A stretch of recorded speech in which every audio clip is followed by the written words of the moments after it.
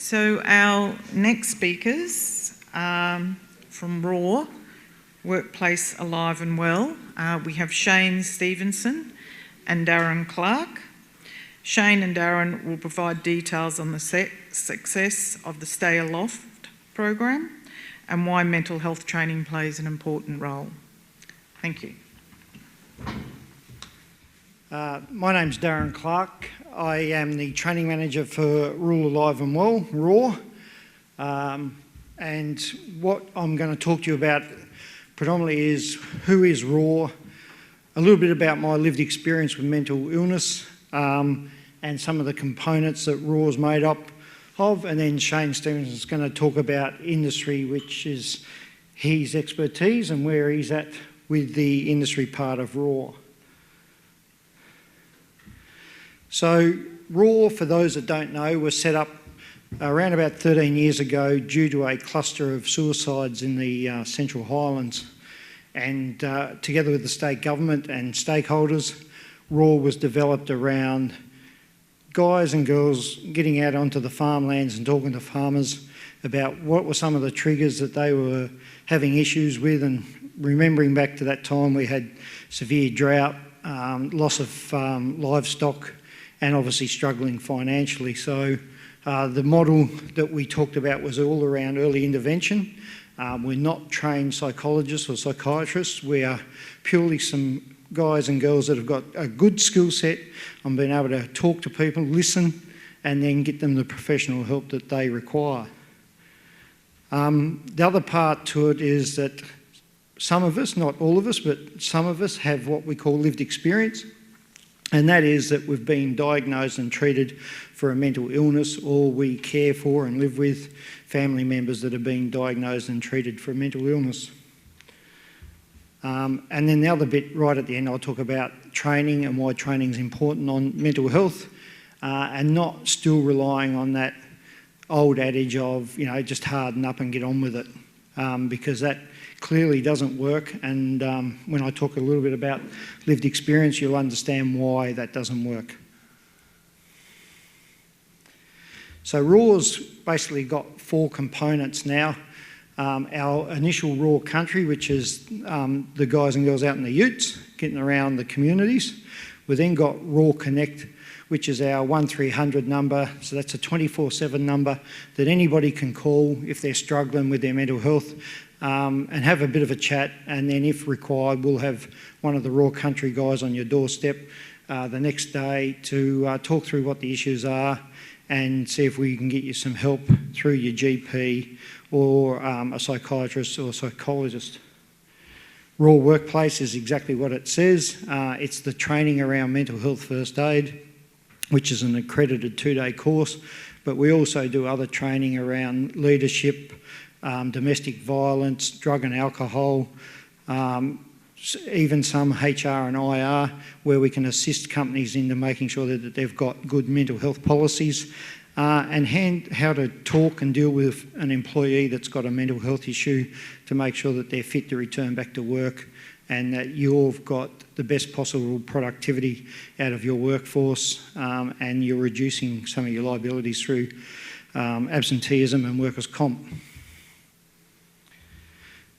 So what is a mental illness? It's just like any other injury. It's something that can be treated, but it's something that has an impact on your day-to-day life, and it impairs your ability to be able to function in a normal way, whether at home or at work. And it's persistent over time. So we all have bad days.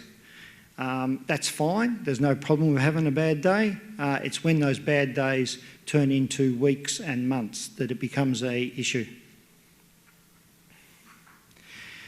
This is the part that we talk to people around early intervention. Our rev meter allows us to know when we're in a really good spot and when potentially we're ticking over into the red, into the bad spot. RAW plays its role significantly in the middle when people are struggling and moving over into the red for long periods of time. That's when we come in and try and get you back into the happy place. This is the continuum of life. You know, we all have this. Some of us refer it to other things. And when I'm talking to farmers or, industry groups, guys and girls, it commonly gets referred to as the shit meter. And the depth just varies, to be honest.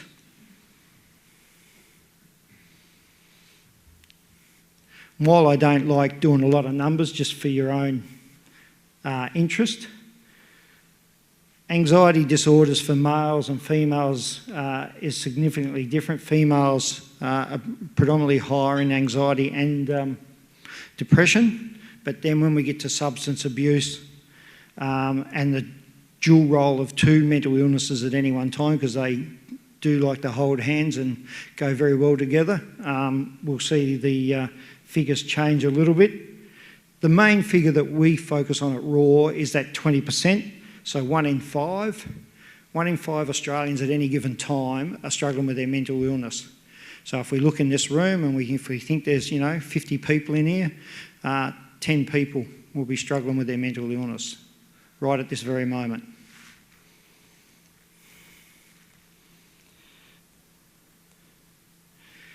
And what I would like to say when I start to talk about suicide rates and suicide, if anything I say impacts or triggers you, please feel free to leave the room, but don't leave the site, because I'd love to come and have a chat to you and make sure that you're okay.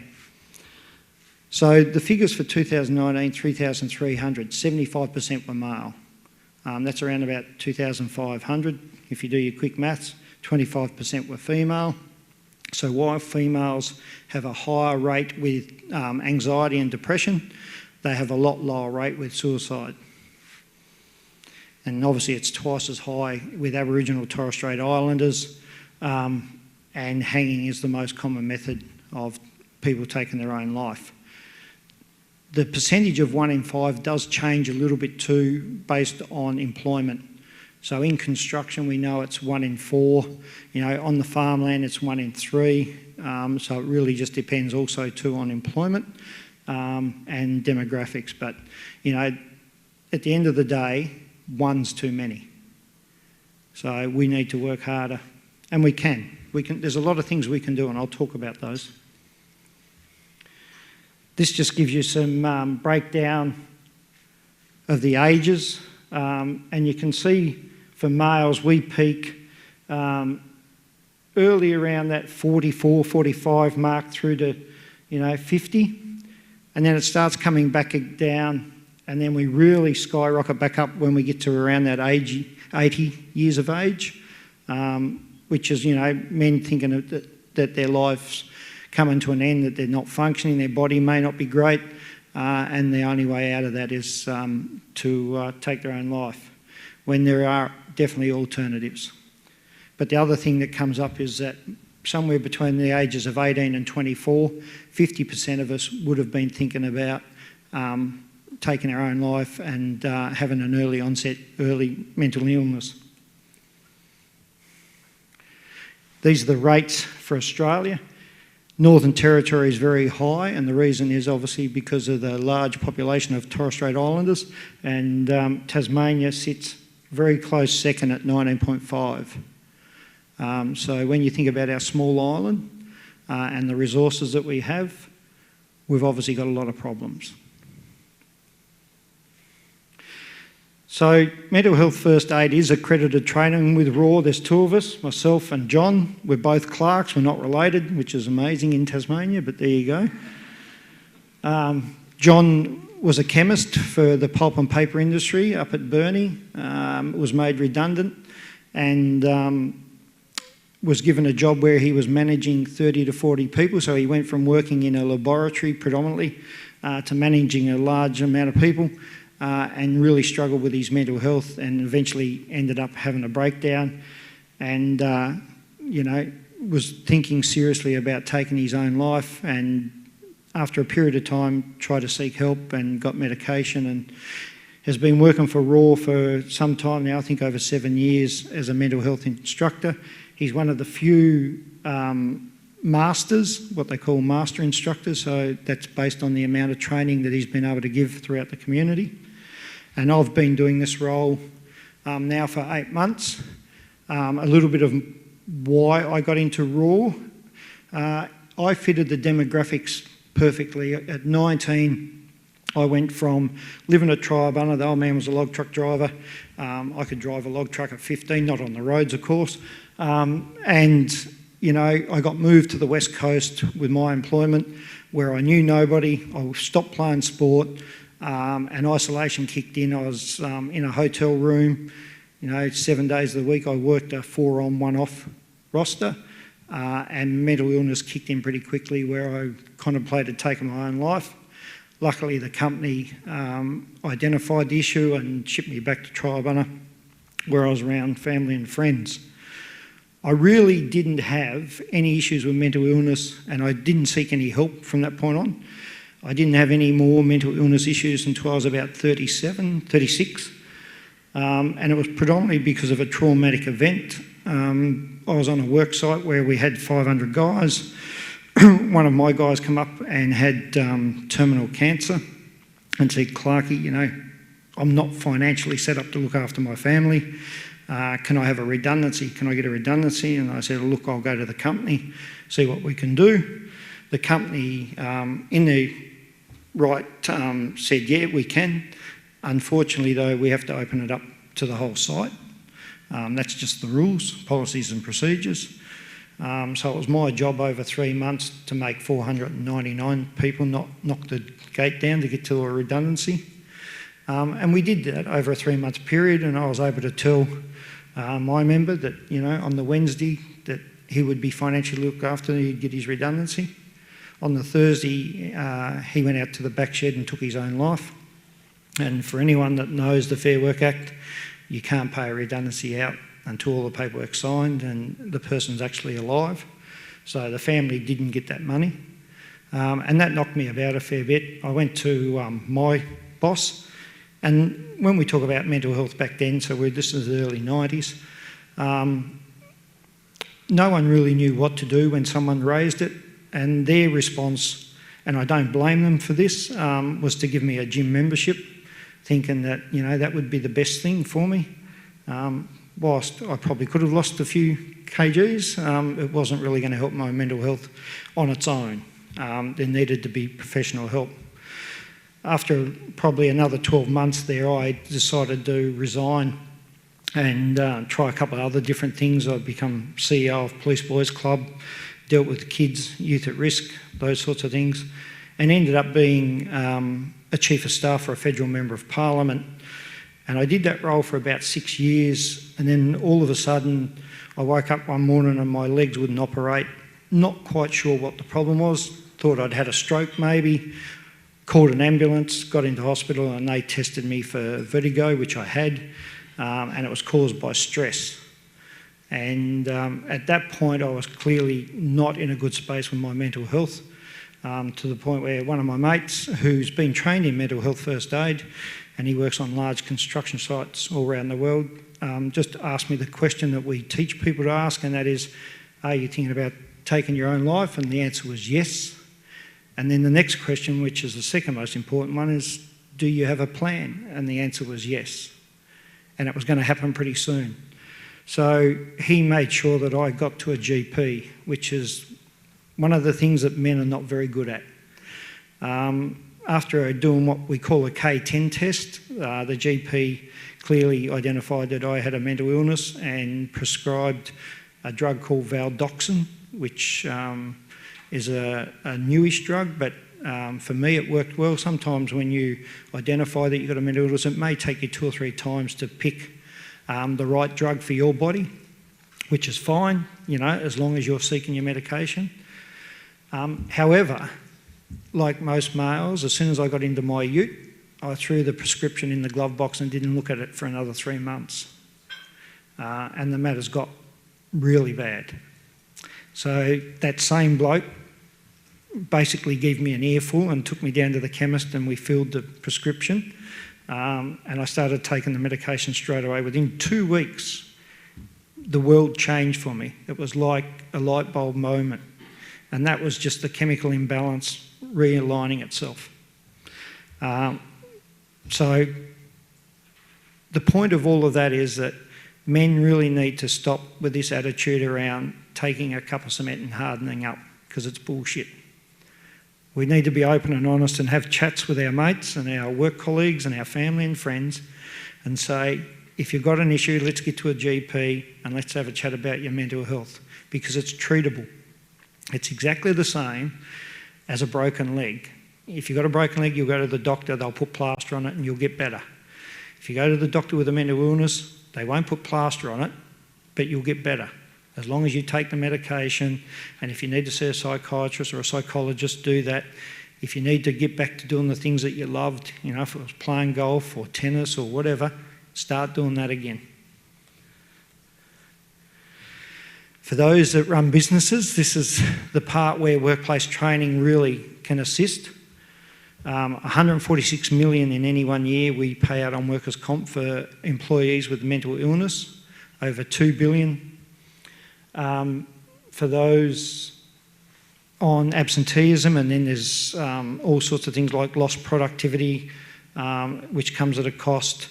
And the aim of the mental health first aid training is to make sure that we get your workers back on site as quickly as possible with a good mental health and return to work plan, but also training your staff up to be able to select when people are struggling and have that open conversation.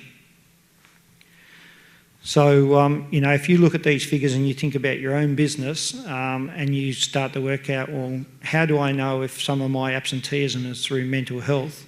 More than likely you won't be able to tell, because people won't be open and honest with you at that point. So that's why putting in a mental health training schedule allows for us to make the work site open to having that discussion. So when they come to you and they say, I need a day off, it's not because they're making out it's for a sore throat, it's because they're struggling with their mental health. And just to finish, this is how I treat every part of my working week now. On a Monday, I ask myself this one question: could I have done the previous week better? And if the answer is yes, then I change it. And I'm not here to tell you to not smoke, not drink, not eat the wrong foods. All I'm asking you is, when you think about all those things at the end of the week or the starting of the week, could you have done it better? And if the answer is yes, then change it, because that's the only way that you'll get better. If you keep doing what you've always done, you'll keep getting worse. And I've known that personally myself. I was a typical stubborn male, and so was my old man as a log truck driver. We thought we knew best. We didn't want to talk about mental health. We certainly didn't want to share our problems. And it got to that point where, you know, I contemplated taking my own life and was probably only days away from it. You know, I actually had a plan. So the aim of this is making sure that you guys understand that whilst it's a subject that we don't like talking about and there's a lot of stigma around it, we can fix it. We can do mental health first aid training and within 2 days. We're not there to replace doctors or psychologists or psychiatrists. What we are there to do is to make sure that we can try and stop you actually needing that by putting a plan in place in that early intervention stage. And that's exactly what mental health did for me. And that's what I'm now teaching people, what mental health can do for them. So I'd like to finish up and allow Steve-O to come up and talk about industry now. But thank you for your time, and I'm happy to have a chat to anyone during breaks and that. I'll be here for the rest of the conference. Thank you.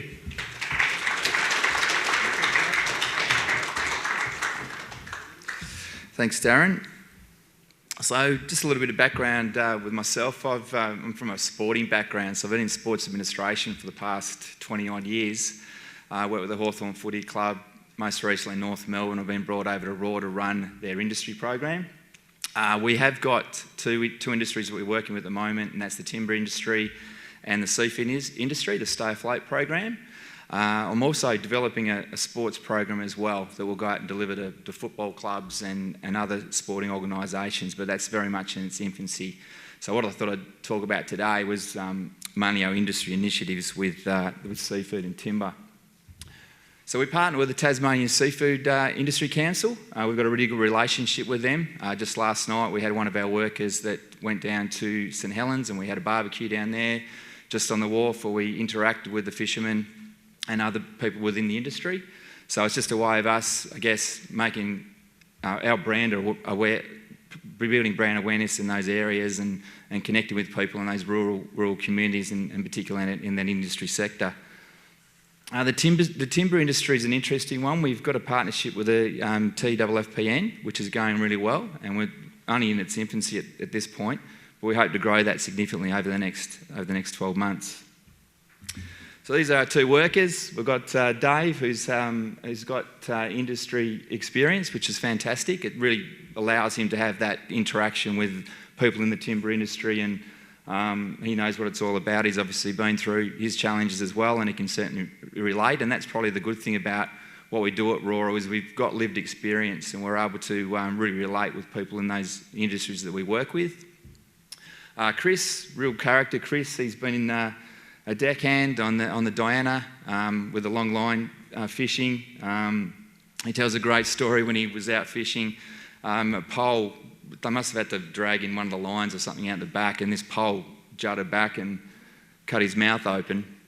And anyway, they couldn't get back to shore. I think they were about 24 hours out, something like that.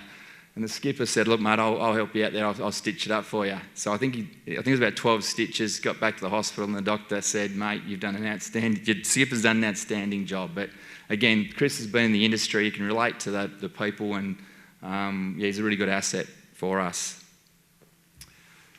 Just in relation to our support, there's obviously the one-on-one stuff that we can provide, but as Darren said, there's the mental health first aid training that he can come in and do.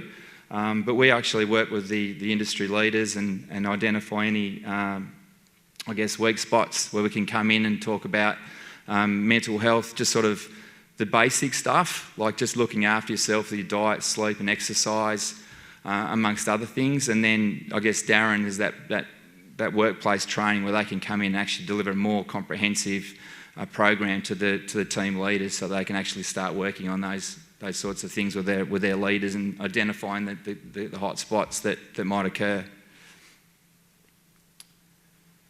Just with the process, so we've got, as I said, we've got two workers at the moment working in that area. We've got a 1300 Connect number, so anyone in the industry can call that and say, "Look, I'm from the timber industry. I'd like to talk to one of your facilitators." Our facilitator will go out and talk to that person, identify the key trigger points that might be occurring. It might be one of our country workers that comes in and potentially works with that worker. So he actually identifies where we're at. It might be going and referring to a GP. So we've got a really strong process in play where that industry worker's got the autonomy, I guess, to work with that particular person and find the best outcome for them. So that's about it for me. Darren covered off on a lot of things that Raw does. I've only been with the organisation for 8 weeks. It's a great place to work. You can see yourself making a difference, and I can see us actually developing more relationships with industry partners. We've got a few in the pipeline at the moment, and certainly our goal would be to expand what we're doing in the Tasmanian community. You look at the other organisation that was on earlier, there's a lot of businesses out there doing this, but the more that are doing it, the more we bring mental health awareness to the forefront. And I'm really looking forward to hopefully working with the trucking industry in some capacity in the future. So thanks very much for having Darren and I here today. Any questions, we'll be around later, so don't hesitate to come and say good day. Thank you. Thank you, Shayne and Darren.